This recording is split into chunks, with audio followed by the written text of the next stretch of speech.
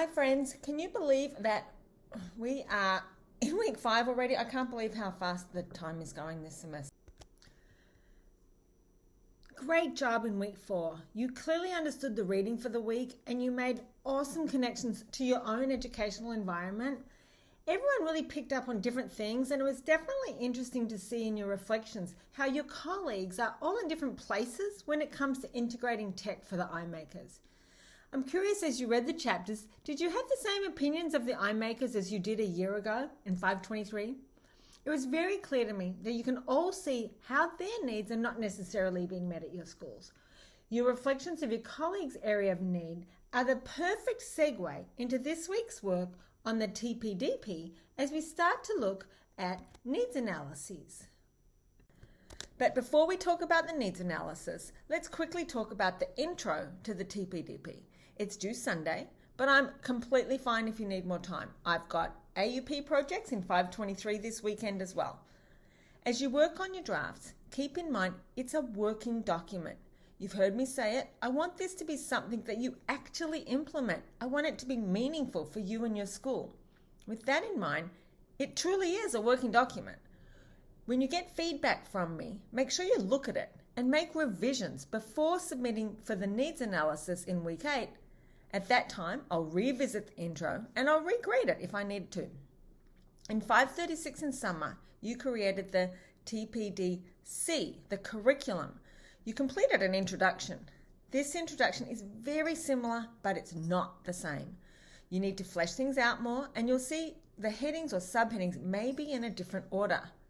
Help me and other readers see what your school looks like when the tech is being used by teachers and students. Give some examples. Now, the needs analysis. You reflect on where you think your colleagues may need extra support when it comes to tech integration in student-centered ways. Now it's time to actually find out.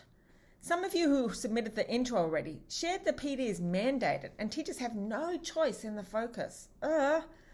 Think about the PD you've attended that was not meaningful, not at your level, and not valuable. We want to avoid all of that. So, just like we do with our students, we need to find out where your colleagues need support.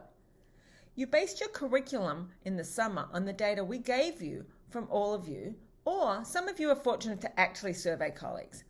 I can assure you that your data you get from your school will somewhat mirror that data. This week, your job is to look at the resources and examples and start to develop a survey that you can give your colleagues so you can determine their needs. Knowing their needs will result in a plan and the 2-hour session that comes later in the semester that's truly amazing.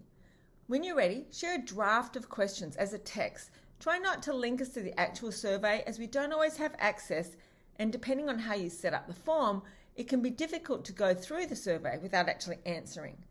The needs analysis is not due for several weeks. The Tech Resources Google Doc this week is about professional development practices. Make sure you look at other posts before adding your own so we don't have repeats. And finally, the grant. You should be looking on your grant and conference proposal. It's due in 2 weeks. Let me know if you want to Zoom about this or the needs analysis. My job with the grant and conference is to give you feedback so you get funded or you get accepted. I will be giving extensive feedback. Don't worry about your grade. I'm looking at these through the eyes of a reviewer, not your professor. That's it from me. Let's have another great week in 590.